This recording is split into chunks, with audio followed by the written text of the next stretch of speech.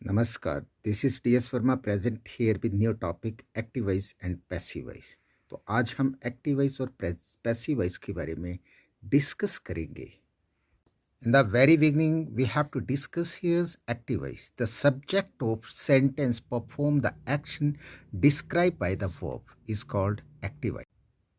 Passive voice. Passive voice, the subject of the sentence is active upon the verb is called passive voice. तो students, जैसा कि हमें मालूम है कि हमारे 12 टेंस है, 4 प्रेजेंट की, 4 पास्ट के और 4 फ्यूचर्स की। बहुत इम्पोर्टेंट बात रहती है कि कितने टेंस का हमारा वॉइस चेंज होगा। कहना चाहूँगा कि प्रेजेंट के 3 है, present indefinite, present continuous, present perfect, और उसी तरीके से पास्ट के भी 3 है, past indefinite, past continuous, past perfect. और लास्ट वाला जो हमारा फ्यूचर है उसमें 2 जिनके वॉइस चेंज होते हैं, future indefinite and future perfect. Future में हम फ्यूचर कॉन्टिन्यूस और फ्यूचर परफेक्ट कॉन्टिन्यूस को नहीं चेंज कर सकते। तो मेरा कहने का मतलब ये है कि प्रेजेंट का, पास्ट का और फ्यूचर का, प्रेजेंट के एक जिसको हम प्रेजेंट परफेक्ट कॉन्टिन्यूस के नाम से जानते हैं उसका पैसिव चेंज नहीं होगा, पास्ट परफेक्ट कॉन्टिन्यूस का भी पैसिव चेंज नहीं होगा, और फ्यूचर के जो 2 हैं, फ्यूचर कॉन्टिन्यूस और लास्ट वाला फ्यूचर परफेक्ट कॉन्टिन्यूस, उनका पैसिव चेंज नहीं होगा। अगली जो बात हम स्टूडेंट करने वाले हैं, जनरली बच्चे मिस्टेक करते हैं जिसको कि हम कह सकते हैं कि use of preposition other than by. Mostly देखा गया है कि बच्चे जो है हर वक्त बाय का यूज़ करते हैं वॉइस चेंज करने के टाइम। तो मैं कहना चाहूँगा कि use of preposition other than by के अलावा भी और दूसरे प्रेपोजिशन हैं जिनको कि हम यूज़ कर सकते हैं। कहने का मतलब ये है कि हर वक्त बाय का इस्तेमाल नहीं होगा वॉइस चेंज करने के टाइम पे। अब कौन से जो हमारे वर्ड्स हैं जिनके साथ हम बाय का यूज़ नहीं कर पाएंगे, जैसे कि हम कहना चाहेंगे कि नोन टू। जैसे हम एग्जाम्पल की बात करते हैं कि I know him, he is known to me. अगली बात, अगला जो हमारा वर्ड है ओब्लाइज्ड, ओब्लाइज के साथ भी टू लगता है, कंटेन के साथ इन लगता है, वेक्स्ड के साथ इन लगता है, प्लीज्ड के साथ विद लगता है, डिस्प्लेस्ड के साथ भी विद लगता है, satisfied with, dissatisfied with, vexed at, amazed at, इनके साथ हम इस तरीके का प्रेपोजिशन लगा सकते हैं।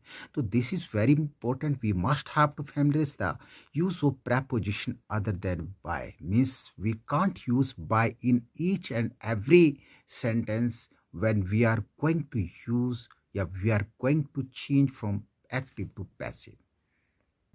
स्टूडेंट, अब हमारे पास एक ऐसी सिचुएशन आती है कि 2 ऑब्जेक्ट्स इन 1 सेंटेंस, कि दो ऑब्जेक्ट एक सेंटेंस में हमें मिलते हैं। जैसे कि मैं एग्जाम्पल देना चाहूँगा, मैंने यहाँ पर एग्जाम्पल लिखा भी है, he gave me a book. आप देख सकते हैं कि मी भी यहाँ पर ऑब्जेक्ट है और बुक भी यहाँ पर ऑब्जेक्ट है। तो किस तरीके से हम इनको बदल सकते हैं?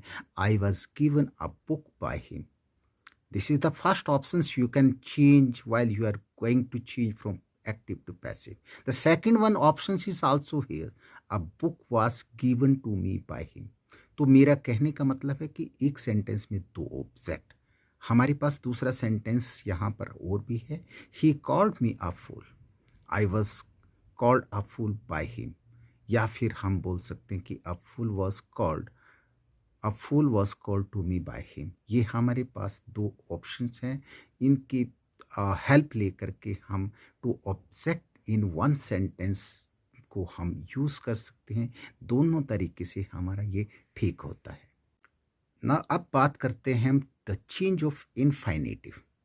सबसे पहले फाइनेट्स और जो नॉन फाइनेट्स या इनफाइनेट, उनके बारे में फ़र्क होना, पता होना हमें ज़रूरी है।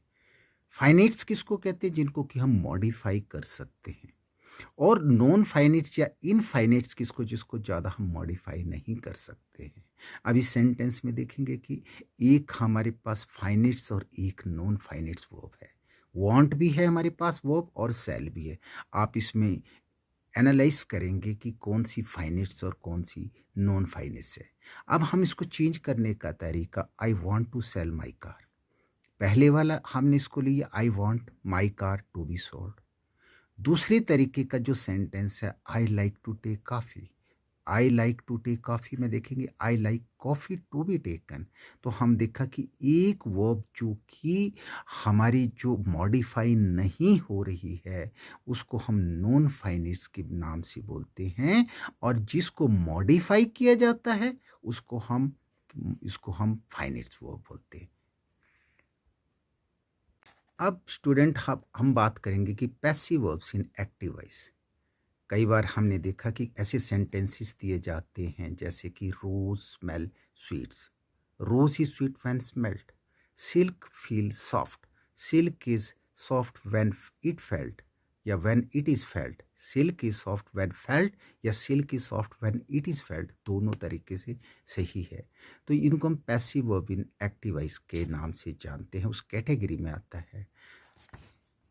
अब स्टूडेंट हम बात करना चाहेंगे missing object in passive voice.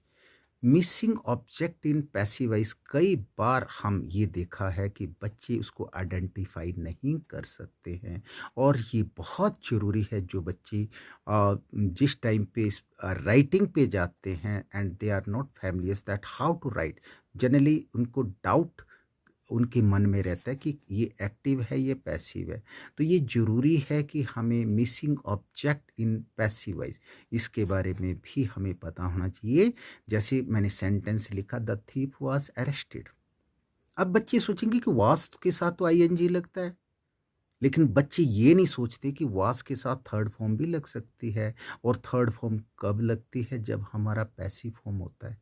और हर वक्त जितने भी जो हमारे टेंस चेंज होते हैं, जिनका 8 टेंस का चेंज होता है वाइस उनके, और इसके अलावा और भी जो मिला करके हमारे 18 किस्म के वाइस चेंज होते हैं, तो हर वक्त थर्ड फॉर्म का यूज़ होगा। तो द थीफ वाज अरेस्टेड ये पैसिव फॉर्म में रिवर्स है सेंटेंस। अगर इसको हम आगे मूव करवाते हैं, हम देखते हैं कि कौन से टेंस का ये जो है वॉइस है, कौन से टेंस का पैसिव है, मीन्स आंसर दिया है उसको हमने क्वेश्चन को फाइंड आउट करना है। तो the police arrested the thief means आपको यहाँ पर जो ब्लैंक है उस पर आपको यहाँ ऑब्जेक्ट रख करके कौन से सेंटेंस का है उसको आपने फाइंड आउट करना है। इसी तरीके से मैंने लिखा कि the lion has been killed, hunter has killed the lions.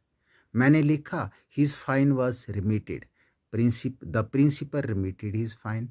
तो इस तरीके सो मैनी एग्जाम्पल्स में be given. I think you must have to take interest how we can change from active to passive or passive to active, because it will enhance your strength, it will lead you towards your destination, and you will reach at the horizon.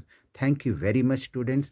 आपको शायद thank you very much students. आपको ये जो छोटा सा video है, छोटा सा मैंने बना के रखा है, ये टॉपिक एक्टिव पैसिव पे पसंद आया होगा। इसी तरीके से और भी वीडियो के साथ मिलते रहेंगे। बहुत बहुत आपका थैंक्स, धन्यवाद।